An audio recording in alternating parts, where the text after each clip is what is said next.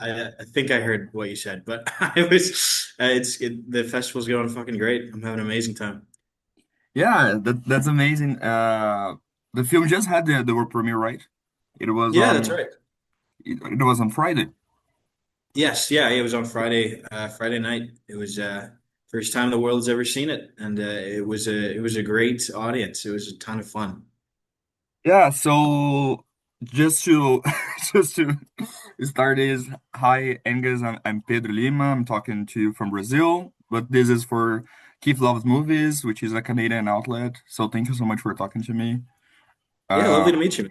yeah, I asked you the day because I watched the film earlier last week before the world premiere, and Yeah, I was really upset that I couldn't be in Montreal that week to watch with an right. audience because it's a film that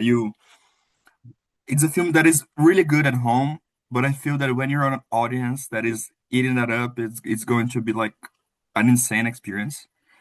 It was pretty cool. It was pretty cool. It was fucking really nice to actually get to show this to like a room full of people.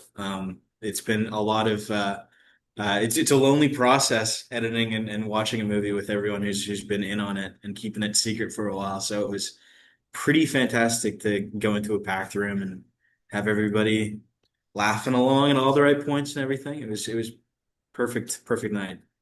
Yeah, one of the first things that I would like to talk to you about it is that the fi I think it's kind of difficult to describe this film because it is not only a thing, it is a horror film, but it's also a psychological thriller. It's a comedy in a lot of points.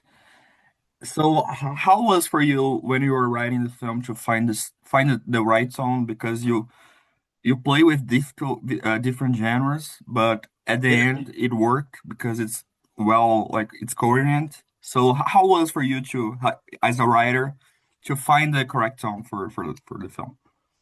Yeah, I mean, for me, I really honestly looked at it first and foremost as like it's almost a coming of age movie in some ways. It's about Sadie. It's about any part of the movie that's scary or gross.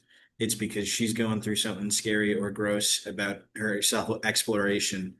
But first and foremost, it's not dissimilar from a lot of movies about people in their mid-20s who are dating around and hate their job and they're not sure where they're going, but we have the added sort of uh, gross out element of bugs crawling all over. But it's the tone for me like started with what Sadie's going through, what's funny about that, and what's odd about that. And there's moments that feel kind of romantic, and there's moments that feel like horror. But genre for me, like I don't want to go in and say this is the genre.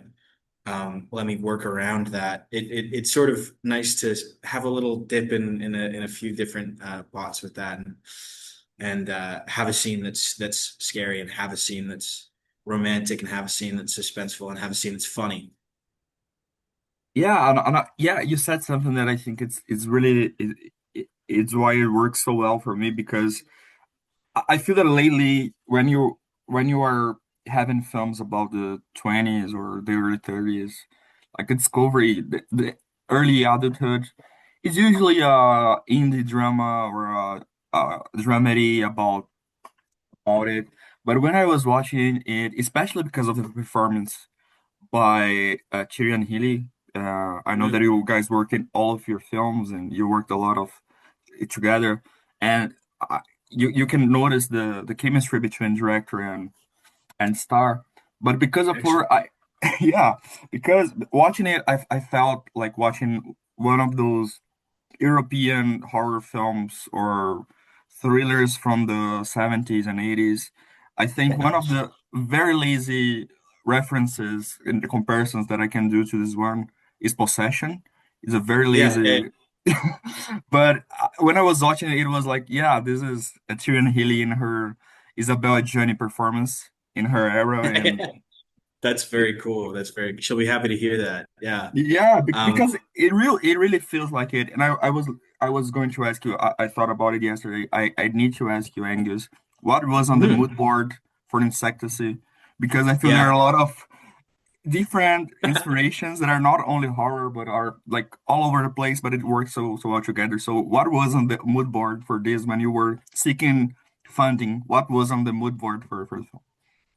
Yeah, I mean, it's always a little embarrassing listening to the references that I was kind of pulling from because who knows if it comes through. But we were certainly pulling a lot from, like you're talking about. I love 70s European thriller movies. I love Dario Argento. I love more horror stuff, but Lucio Fulci. So that's just kind of in there somewhere. For this movie specifically, though, like I really love Raw from Julia Ducournau. I love oh, I don't know. I mean, like, here's where I start mumbling because there's like so many movies that I was just stealing like a moment from, or like a look, or like, a haircut. Definitely pulling a lot from, or definitely watching a lot of De Palma movies at the same time.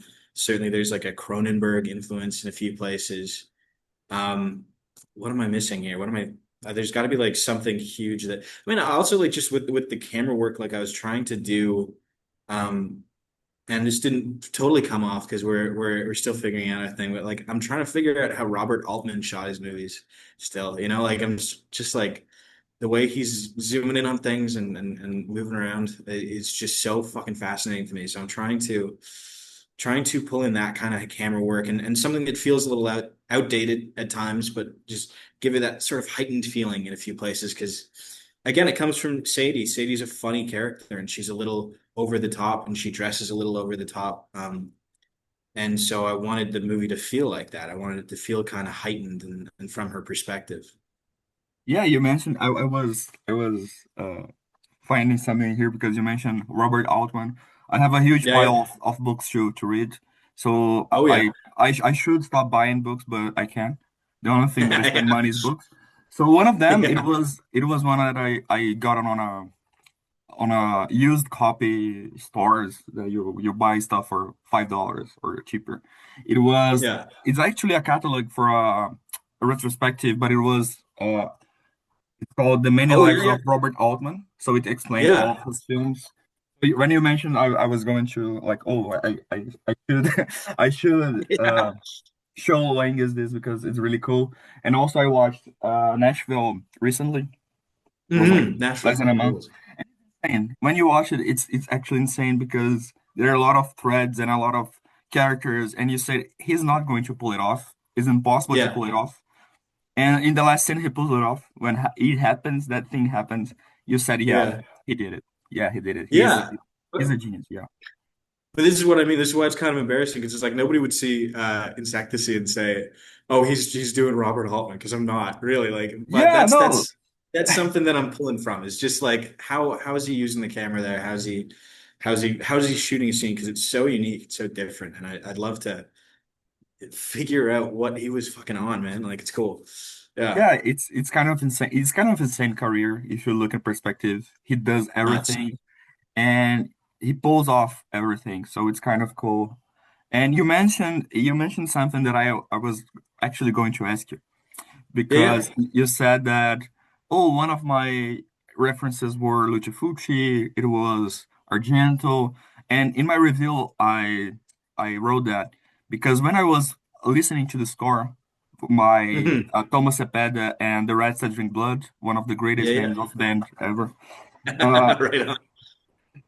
it reminded me a lot of Profundo Rosso, The Bread Yep. by Argento, Suspiria, which are the scores made by Goblins.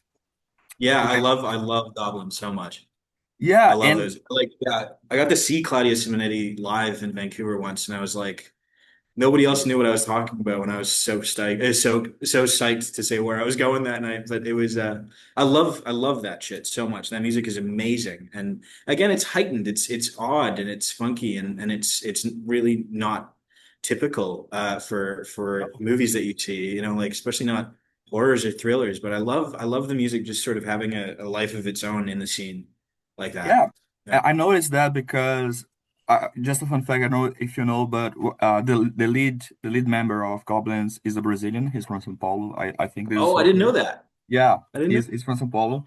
But also, when I was listening to the score, the first track when the first scene, the intro, and when you are introducing Sadie, you see that her thing is bugs. She's pleasuring Hmm. herself with bugs, and it's very synthy. It's very synthy based. It's very heavy on synths. And I was like, okay, this is going to be a synth score. Okay, right? Yeah. No, wrong. Because when you are developing the film, in the same track is synthy, it's very synth based. You say, oh, okay, this is Symphonies, this is Lufucci, this is Goblins, this is Vangelis, this is Moroder in the early 70s. But at the same time, it is jazzy. It starts with drums, it starts with, and I was like, what the fuck is going on? What is this? Yeah. This is I mean, this is I totally I can't help myself with some of this stuff. Like Tom and I both have very eclectic tastes with this stuff, I believe. And Solange, my girlfriend, who also wrote a few pieces for this movie, she wrote like the love theme at the end and with her and Honey and the scene with Julius when he's opening up the fridge and everything. Like we were all just kind of like I was sending these guys way too many like references because I can't fucking help myself. Like I love everything you mentioned is like yeah. beautiful music and movies, and I want to take all of it and just pack it into an hour and 20 movie. Yeah, No, it's yeah, I feel that if you really like film, if you really like the history of film, Insectasy has a lot of that, and I know it I is don't know. because yeah, I was like when it starts to shift in the same track, I was like, oh my God, what is this? Is it's amazing. They delivered one of the best scores of the year for me because it's really about that. You notice the references. I was like, this is very Goblin. This is very Argento coded. This is very Fulci coded. But Cool, at the same time, cool. it's something that is jazzy. It's something that is, but it's not like the American jazz from the 50s and 70s. It's kind of a Yeah, yeah, London jazz, and cool. I think it was really really cool. And I think I have this is my last question, I think. Sure, And sure. and so we mentioned all over the place the references, the score I mentioned briefly, but tell me about working with Tirion Healy here because I think she gives one of the greatest performances that I've seen this year. How was working with her Yeah, and with all these references and you like this is going to be disgusting and weird, but yeah. we are going to go on this world. How was to work with Yeah, I mean, well, Tyrion is completely essential to this movie, even happening. Like she's a total star and a total dream to work with, and she's very, very fearless too. And like, I wouldn't have made this movie if we didn't already have a really strong collaborative base. We made a movie before this that took like a year to shoot, so we knew each other very well by the end of it. And I was like, are you interested in doing this? Like, it's kind of a weird pitch to someone to a performer. You know, there's obviously really vulnerable elements of it of this movie and the character that she's playing. And there's just odd things to ask an actor to do in it. But like I said, she's completely fearless, and she was just like it was always from the point of she knew exactly who Sadie was. She knew exactly what she was going through, and there's so much clarity in what she's doing on screen. It's like really easy for me because I just she knows exactly what to do, and I just get to shoot it. It's been an amazing collaboration working with Tyrion. Um, and she's introduced us to a lot of really cool actors too. Like I wouldn't have known Kelsey, who plays Genevieve, who does a phenomenal job in this movie. I think she's really funny. yeah, That's it's something amazing. that Tyrion brought into the fold, and you know, we're working on like a very low budget. It was a bit shoestring behind the scenes, and so to have these collaborators who are able to come in and bring like the weight of it feeling like a real movie, a real production, and give it that kind of the dignity that comes through in Tyrion's performance specifically, and the gravity that she brings to it is, it's a dream. It's a dream, and she's going to get very expensive very soon. So Yeah, you bet on the Dow to when she's going to be like a huge star. You said, okay, I worked with her first. You yeah, guys are that's right, all man. late. That's right. You guys are all late. But yeah, Yeah. I think the low budget aspect is also a virtue of the film. I think you worked Oh yeah, I think so. I think you worked very well with it. So yeah, thank you so much for talking to me, Angus. It was like really nice to talk to you because of Thank you. your like references and all of the it's very nice to Cool. talk to other film nerd. And congratulations on the film. Congratulations on the world premiere of the film. It has really great reviews out there. So congratulations Yeah, people have on it been all. very nice to us. Yeah. Thank you so much. It was lovely talking to you. Thanks so much, Angus.